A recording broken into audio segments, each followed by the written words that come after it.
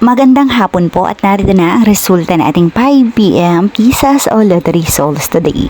Ngayong araw na Martes, April 28, 2026. At para po sa draw natin ngayon ay ang 3D Lotto at ang 2D Lotto. At para po sa Lotto more updates, pa-subscribe na lang din po ako sa aking channel at pahit na din ng notification bell.